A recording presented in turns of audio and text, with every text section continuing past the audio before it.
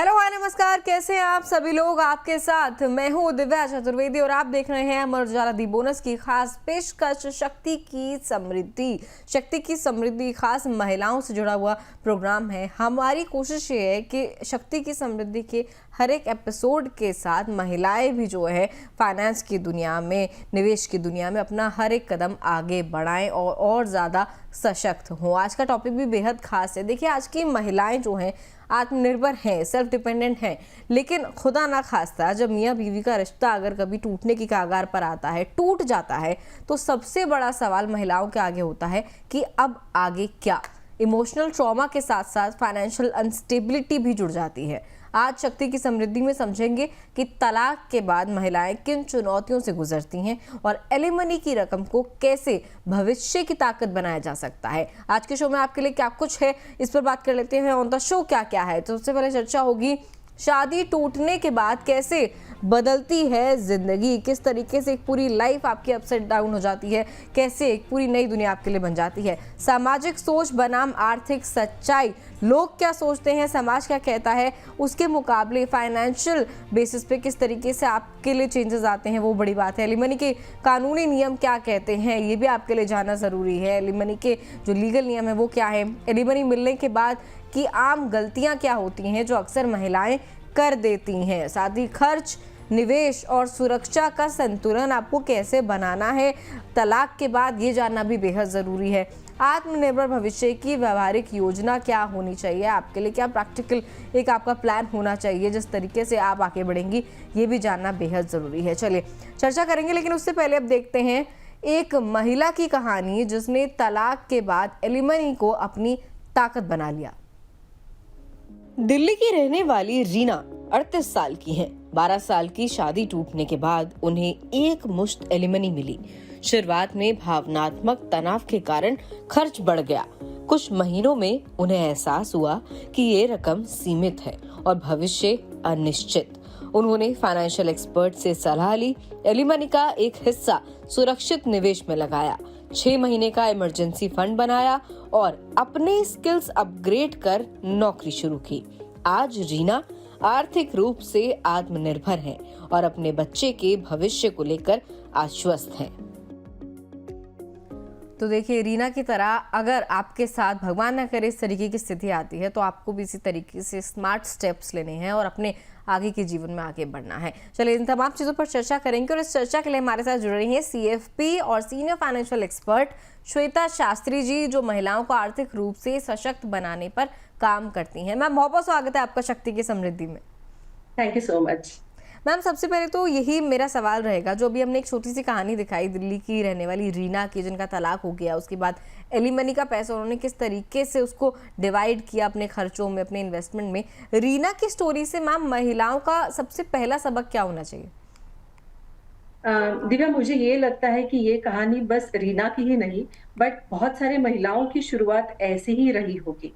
अक्सर क्या होता है कि तलाक के बाद का जो समय होता है वो बहुत तनावपूर्ण होता है महिलाओं के लिए खासकर। तो इस समय में ऐसा हो सकता है कि वो भावनात्मक रूप से कुछ ज्यादा खर्च कर बैठे। रीना ने भी यही गलती की, पर वो सही समय पर ये समझ गई और उन्होंने ये समझ लिया कि ये जो राशि है, जो एलिमनी की राशि है, ये सीमित है और उनका जो भविष्य है वो लंबा है और उनको उन पैसों को जोड़े रखना है उनका भविष्य संवारने के लिए आगे लंबे समय तक। तो उन्होंने फाइनेंशियल एक्सपर्ट की सलाह ली। दूसरी चीज जो हमें समझनी चाहिए, मुझे लगता है दिव्या यहाँ पे, कि फाइनेंशियल प्लानिंग जरूरी है पर सही गाइडेंस के साथ होनी चाहिए। फाइनेंशियल एक्सपर्ट की आप सलाह लें और उनके साथ जुड़ के आप अपना फाइनेंशियल प्लानिंग करवाएं। रीना ने क्या किया यहाँ पे, उन्होंने कुछ राशि अपना सुरक्षित निवेश किया, उन्होंने इमरजेंसी फंड भी बनाया अपने लिए। तो एक्चुअली उन्होंने किया कि जो भी जोखिम है या फिर जो भी रिस्क है उसे कंट्रोल करके आर्थिक सुरक्षा की तरफ अपना कदम बढ़ाया।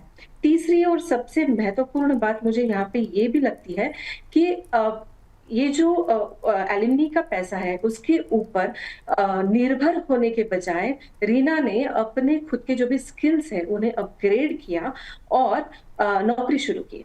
तो उन्होंने क्या किया, दूसरा सोर्स ऑफ इनकम ऐड कर लिया, ताकि उनके आगे के जो भी कैश फ्लोज है वो एलिमनी के पैसों के ऊपर डिपेंड नहीं रहेंगे और वो कैश फ्लो उनके बेहतर बने रहेंगे। हम्म। सो कुल मिलाकर मुझे इससे लगता है कि ये एलुमनी का जो भी है, ये कोई डेस्टिनेशन नहीं है, ये बस एक शुरुआत है और जहाँ से आपका नया सफर शुरू होता है और आपको इसे बहुत ही समझदारी से यूटिलाइज करना चाहिए। एक्सपर्ट की राय लेना, फाइनेंशियल प्लानिंग तो बहुत जरूरी है। साथ साथ मल्टीपल सोर्सेस ऑफ इनकम जोड़ना, ये भी बहुत ज्यादा मायने रखता है ऐसे केसेस में, ऐसा मुझे लगता है।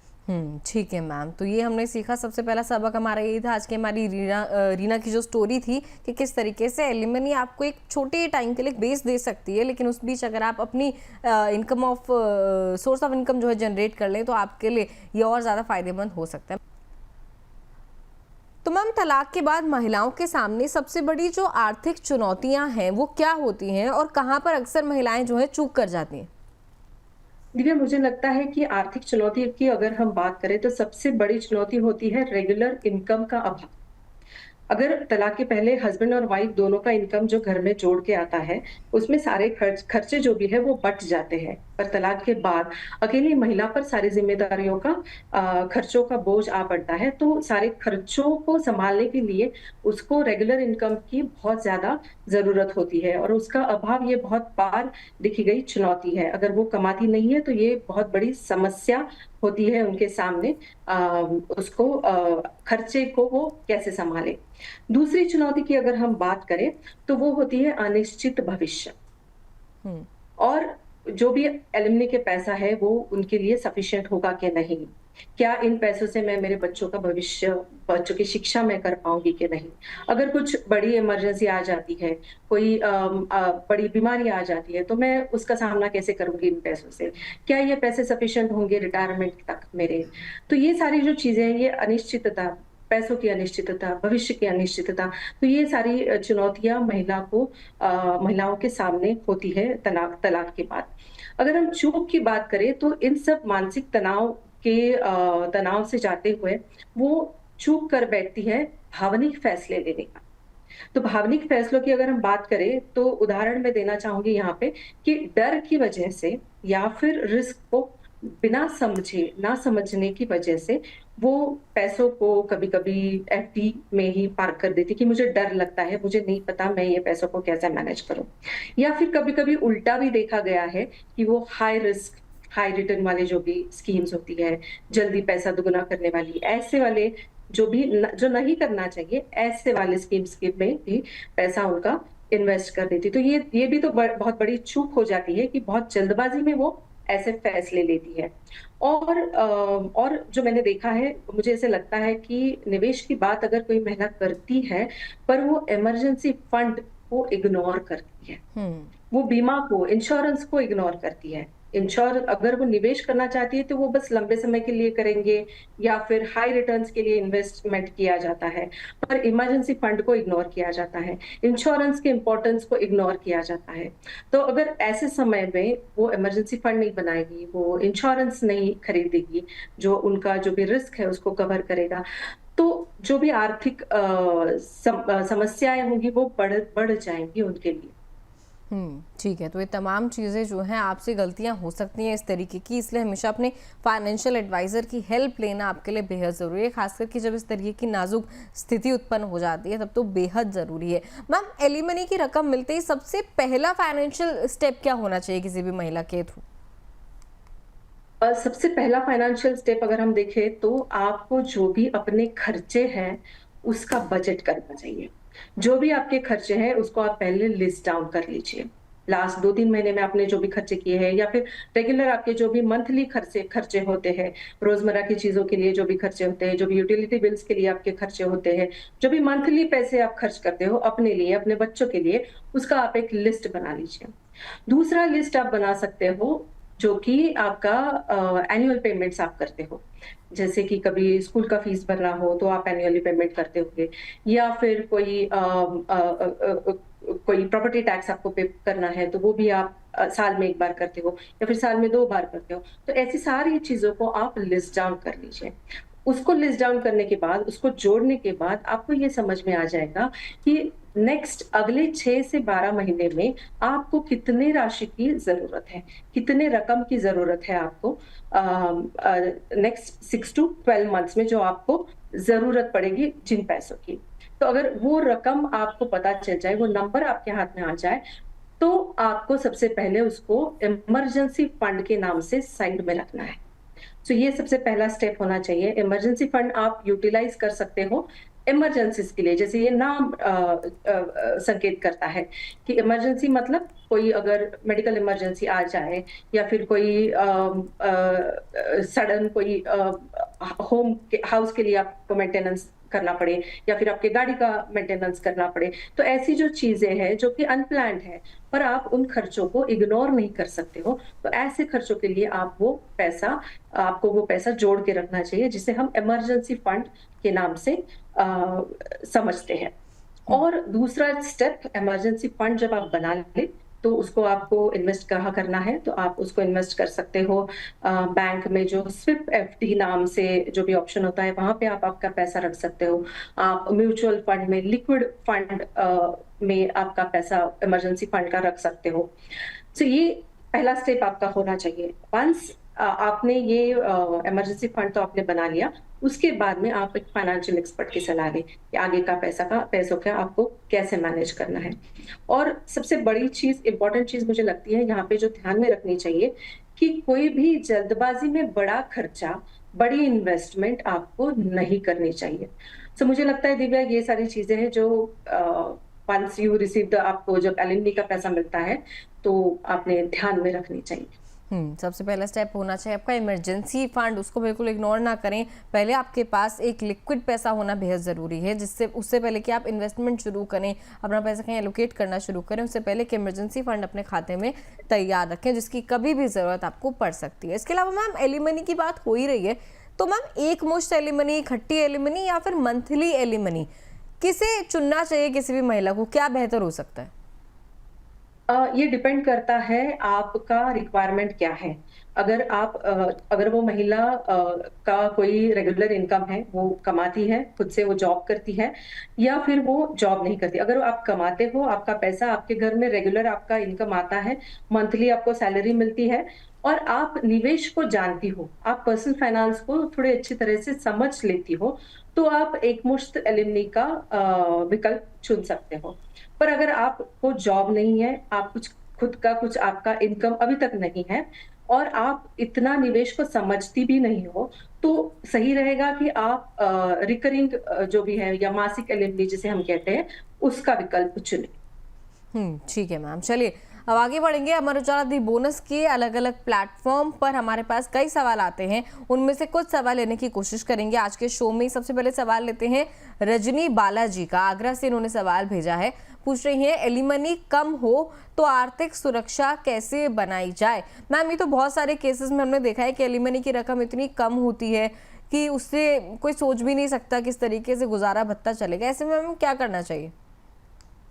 जब एलिमनी का रकम कम होता है ना, तो आपको सबसे पहले तो ये समझना चाहिए कि आपको आपका सोर्स ऑफ इनकम बढ़ाना चाहिए।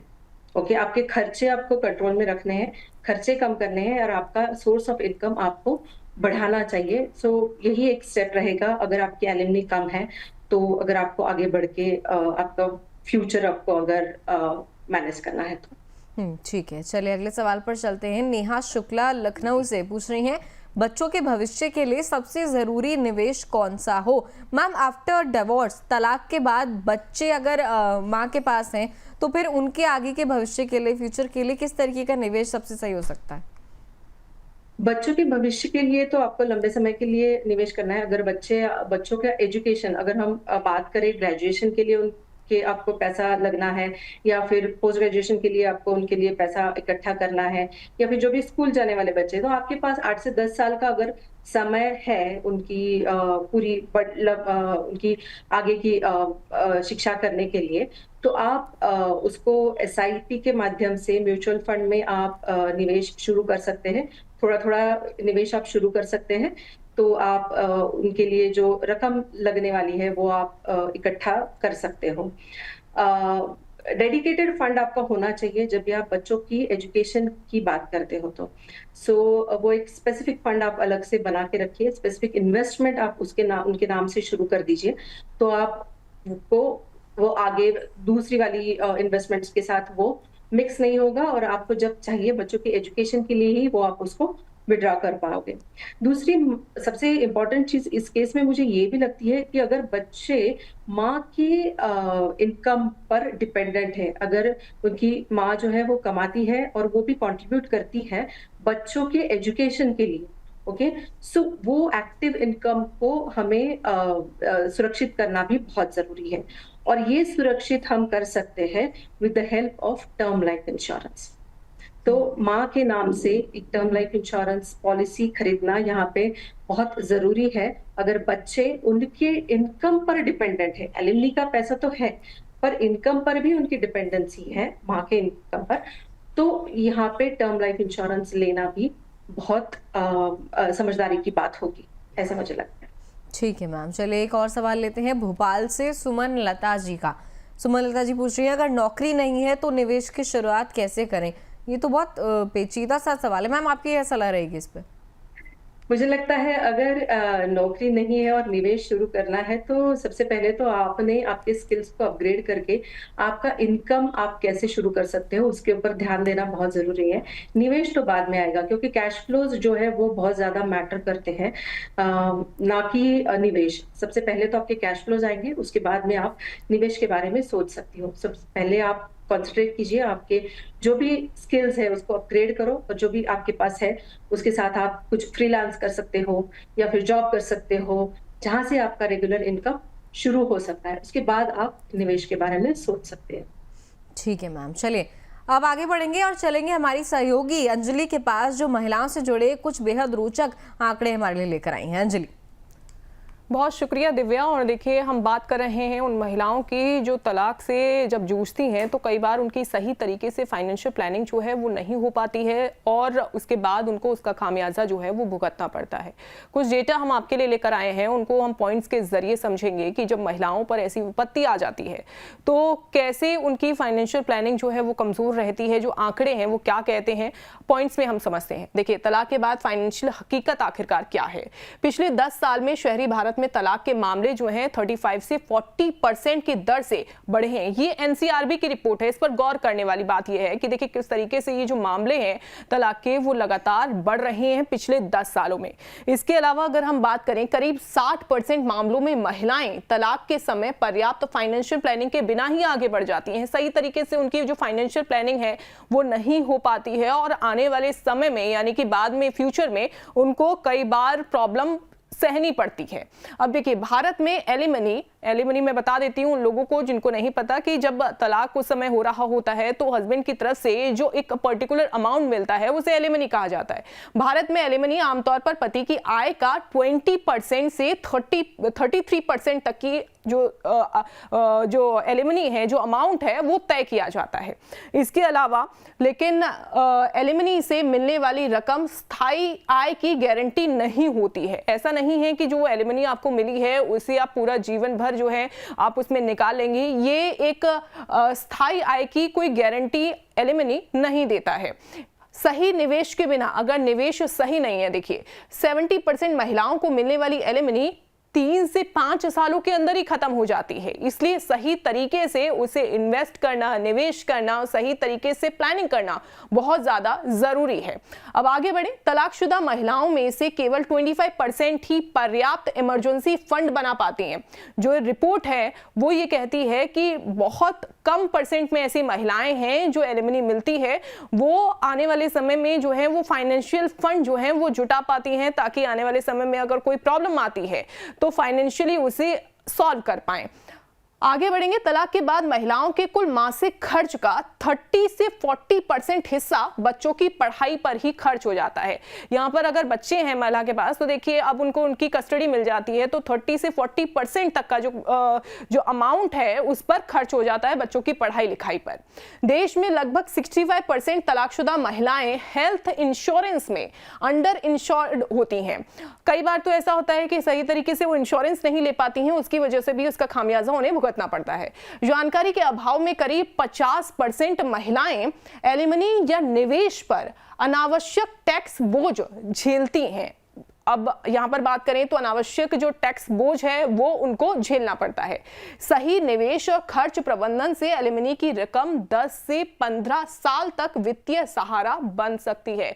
इस पॉइंट से ये समझा जाता है कि सही तरीके से अगर निवेश किया जाए, सही तरीके से जो एलिमनी आपको मिली है उसे सही तरीके से इन्वेस्ट किया जाए, प्लानिंग सही तरीके से की जाए, तो देखिए आने वाले समय में जो फाइनेंशियल आपकी जो सिचुएशन है वो बहुत ज्यादा बेहतर हो सकती है।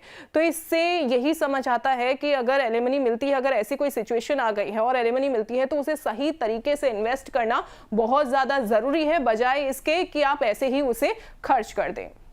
चलिए ठीक है, बहुत बहुत शुक्रिया अंजलि, आप इतनी जानकारी हम लोगों के लिए लेकर आई। और एक पॉइंट मैम अंजलि ने जो कुछ बताया उसमें से एक पॉइंट मैंने देखा कि देश में जो है लगभग 50% महिलाएं एलिमनी या निवेश पर अनावश्यक टैक्स बोझ झेलती हैं। मैम एलिमनी पर टैक्स जुड़े कौन से नियम महिलाओं को जानने चाहिए? टैक्स दो तरह के अलग अलग एलिमनी पर अलग अलग तरह से टैक्स आपको पे करना पड़ता है। अगर आप एकमुश्त एलिमनी मिल रही है आपको तो वो टैक्स फ्री होती है generally, it is considered as capital receipt, तो वहां पे आपको टैक्स नहीं पे करना पड़ता है अगर आप एकमुश्त एलिमनी आपको मिल रही है तब। अगर ये रिकरिंग एलिमनी है, मंथली आपको मिल रहा है या साल में 2 बार मिल रहा है या ईयरली मिल रहा है, सो ऐसे वक्त आपको वो एलिमनी टैक्सेबल हो सकती है। जो भी इनकम आपको आ रहा है उसे वो इनकम फ्रॉम अदर सोर्सेज के कैटेगरी में काउंट किया जाता है और ये जो है ये टैक्सेबल होता है। आपका जो भी इनकम टैक्स है, टैक्स स्लैब जो भी होगा उसके अंदर ये काउंट किया जाएगा और उसके ऊपर आपको उतना टैक्स भरना पड़ेगा। सो अगर एकमुश्त राशि है आपको मिलने वाली एलिमनी तो वो टैक्स फ्री रहती है, रिकरिंग है तो आपको उसके ऊपर टैक्स भरना पड़ेगा। ठीक है मैम। मैम क्या एलिमनी के पैसों से रिटायरमेंट की प्लानिंग करना संभव है? रिटायरमेंट की प्लानिंग हम कर सकते हैं, बट जैसे ही अभी अंजलि ने हमें बताया कि एलिमनी की रकम जो भी मिलती है वो बहुत कम होती है और 25% तक महिलाओं का ये होता है कि वो 3 से 5 सालों में ही वो एलिमनी खत्म हो जाती है, बिकॉज कि वो अमाउंट बहुत कम होती है, जो राशि मिलती है वो बहुत कम होती है। सो रिटायरमेंट प्लानिंग कर सकते हैं, बट अगर आपके कैश फ्लोज वैसे मैनेज हो सकते हैं तभी आप लंबे समय के लिए उन पैसों को रिटायरमेंट के लिए आप बचाकर जोड़कर रख सकती है।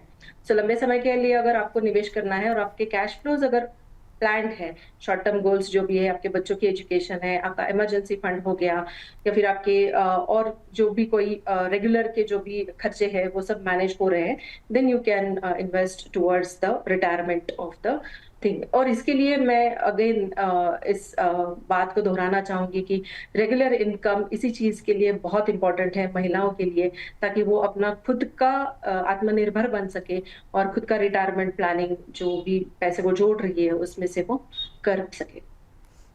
ठीक है मैम। मैम वैसे एक सवाल मेरा और था, लेकिन हम आगे बढ़ेंगे और अपने दर्शकों के सवाल लेंगे। उनका सवाल भी लगभग मुझे एक जैसा ही लग रहा है। रेखा झा का सवाल लेते हैं, सहरसा से सवाल भेजा और ये कह रही हैं कि एलिमनी खत्म होने का डर कैसे दूर कर सकती है कोई भी महिला? जैसा कि मैम अभी अंजलि ने भी बताया कि जो आमतौर पर देखा जाए अगर ढंग से एलोकेट ना की जाए तो एलिमनी की जो रकम है बहुत जल्दी 3 से 5 साल में एग्जॉस्ट हो जाती है। मैम जैसा रेखा झा ने पूछा है कि एलिमनी खत्म होने का जो डर है उसे किस तरीके से दूर करें, तो आपका क्या जवाब रहेगा इस पर? मुझे लगता है कि एलिमनी खत्म होने का डर एक दो चीजों के ऊपर डिपेंड करता है। आपका फाइनेंशियल, आपको आप कितना समझते हो, कितना आप पैसों के बारे में, निवेश के बारे में अच्छी तरह से समझ के अच्छी तरह से आपका पैसा मैनेज करते हो, और मल्टीपल सोर्सेस ऑफ इनकम आप कैसे ऐड कर सकते हो। जितना पैसा आप ज्यादा जोड़ सकते हो उतना ही ज्यादा आप अच्छे से आपके पैसों को बढ़ा सकते हो। नॉट ओनली एलिमनी का पैसा, बट जो भी पैसा आप जोड़ रहे हो, जो भी पैसा आपके घर में आ रहा है। ठीक है मैम, चलिए आगे बढ़ेंगे। अनीता चौधरी जी का सवाल लेते हैं इंदौर से। कह रही हैं क्या एलिमनी से प्रॉपर्टी खरीदना सही होगा? मैम एलिमनी के पैसे से प्रॉपर्टी में, रियल एस्टेट में इन्वेस्ट करना, क्या ये ठीक फैसला है? अगेन कैश फ्लोज पे डिपेंड करेगा आपके। अगर आपका सारा पैसा प्रॉपर्टी खरीदने में ही फंस रहा है तो ये बिल्कुल भी नहीं सजेस्टेड है कि आप आपके एलिमनी के पैसों को प्रॉपर्टी में इन्वेस्ट करें। आपका कैश फ्लोज आपको देखना चाहिए, आपको पैसों की लिक्विडिटी भी आपको देखनी चाहिए।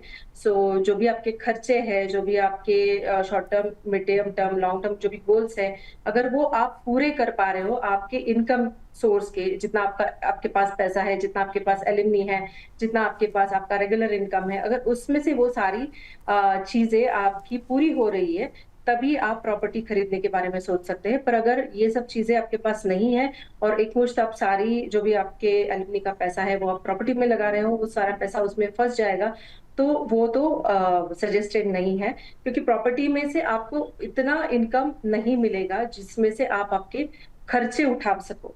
ओके, सो ये नहीं सजेस्टेड होता है। ठीक है मैम, तो चलिए अगले सवाल की ओर बढ़ते हैं। कविता नागर जी नोएडा से पूछ रही है, एलिमनी की रकम को म्यूचुअल फंड में कैसे निवेश किया जा सकता है। मैम अभी आप समझा रही थी कि इमरजेंसी फंड के तौर पर आप जो भी पैसा रखते हैं उसे भी लिक्विड फंड में रखा जा सकता है। मैम एलिमनी की जो रकम मिलती है उसे म्यूचुअल फंड में कैसे निवेश किया जा सकता है? जो भी एलिमनी की रकम आपके पास आती है उसको आप म्यूचुअल फंड में SIP, सिस्टमैटिक इन्वेस्टमेंट प्लान के रूप से आप उसको म्यूचुअल फंड में निवेश कर सकते हो। क्या होगा, जो भी अमाउंट आपके पास आता है हर महीने उसमें से थोड़ी थोड़ी अमाउंट जो भी है, जो आपके खर्च को छोड़ के जो भी आपके पास रहती है, उसको आप हर महीने आपके बैंक अकाउंट से आपका म्यूचुअल फंड आप खरीद सकते हो उससे। और लंबे समय के लिए अगर आपको इन्वेस्ट करना है तो इक्विटी और इक्विटी ओरिएंटेड म्यूचुअल फंड्स में आप उसको निवेश कर सकते हो। ठीक है मैम। मैम वैसे तरीका जी, SIP के रूट से इन्वेस्ट करना ही बेहतर तरीका होगा आपको अगर म्यूचुअल फंड में निवेश करना है तो। ठीक है, मतलब एक मुश्त पैसा ना डालें, एक मुश्त पैसा डालने से बचें और SIP के थ्रू थोड़ा थोड़ा अमाउंट करके मंथली आप पैसा अपना इन्वेस्ट कर सकती हैं म्यूचुअल फंड में जो एलिमनी की रकम आपको मिली है। मैम फाइनेंशियल जो डिसीजंस होते हैं किसी महिला के तलाक के बाद, उसमें परिवार की जो इंटरफेरेंस होती है उसको किस तरीके से बैलेंस करें? आपने ये बहुत कॉमन इशू है एक्चुअली, हम देखते हैं यहाँ पे क्या होता है ना कि अगर परिवार के सदस्य आपको मदद करने के हेतु से ही आपको कुछ सलाह दे रहे हैं, आप उनका सम्मान करें जो भी सलाह वो दे रहे हैं, पर आप अपने तरीके से उसको समझें कि वो सलाह में कौन से प्रोडक्ट के बारे में आप निवेश कर रहे हो, उसका रिस्क क्या है, उस प्रोडक्ट में अगर आप निवेश करते हो उसका रिटर्न क्या है। तो रिस्क को पहले समझना बहुत जरूरी है। क्या उस प्रोडक्ट में कुछ लॉक इन है, या वो पैसे आप कब निकाल सकते हो, उसका बाकी अदर जो भी वो प्रोडक्ट के बारे में जितनी ज्यादा जानकारी आप अपने फाइनेंशियल एक्सपर्ट के साथ बैठकर उनके साथ डिस्कस करके वो प्रोडक्ट को पहले समझे, और तभी आप फैसला लें कि आपको वो सलाह के थ्रू जाना है या फिर उस प्रोडक्ट में इन्वेस्ट करना है या फिर नहीं करना है। आप सम्मान तो उनका करें, लेकिन आप समझ के खुद से समझ के सारी चीजें अपने फाइनेंशियल एक्सपर्ट के साथ बैठकर समझे एंड देन आप उसका निर्णय लें। ठीक है मैम, चलिए बाकी दर्शकों को भी बता दें किस तरीके से वो अपने सवाल हमें भेज सकते हैं। देखिए यूट्यूब के कमेंट सेक्शन में आप हमें हमेशा अपने सवाल हमें भेज सकते हैं। साथ ही हमारा जो व्हाट्सएप नंबर है आपके लिए हमेशा ओपन रहता है। इस पर शक्ति की समृद्धि के लिए अगर आप कोई भी सवाल भेजना चाहते हैं, बचत और निवेश से जुड़े सवालों को, आप तुरंत व्हाट्सएप कर सकते हैं। आप कुछ नहीं करना है, 9354027995 इस नंबर पर शक्ति लिखकर आगे अपना सवाल लिख देना है और आपका सवाल हमें शक्ति की समृद्धि शो के लिए सीधा मिल जाएगा। चलिए मैम, बहुत बहुत शुक्रिया आज के शो का आप हिस्सा बनी, हमारे साथ जुड़ी और आपने इतनी अहम मुद्दे पर, इतनी सेंसिटिव टॉपिक पर बहुत ही सलीके से हमारे दर्शकों को समझाया कि किस तरीके से अगर भगवान नहीं करे इस तरीके की स्थिति उत्पन्न हो जाए तो फिर कैसे अपनी आगे के सफ़र को और बेहतरीन बनाना है, कैसे निवेश में, इंश्योरेंस में अपने एक एक स्टेप को आगे बढ़ाना है और अपनी लाइफ को बैलेंस करके चलना है। Thank you so much ma'am. Thank you so much Divya. चलिए, तो तलाक जिंदगी का अंत नहीं है बल्कि एक नई शुरुआत हो सकता है अगर फैसले समझदारी से लिए जाएं। सही फाइनेंशियल प्लानिंग, सही जानकारी और आत्मविश्वास से महिलाएं अपने भविष्य को सुरक्षित बना सकती हैं। बाकी आपसे मुलाकात होगी शक्ति की समृद्धि के अगले एपिसोड में। ये आपको कैसा लगा, क्या कुछ जानकारी आपको मिली और क्या जानकारी आपको सबसे महत्वपूर्ण लगी, कमेंट करके जरूर बताइएगा और दी बोनस के साथ बने रहिए। बहुत बहुत धन्यवाद। नमस्कार।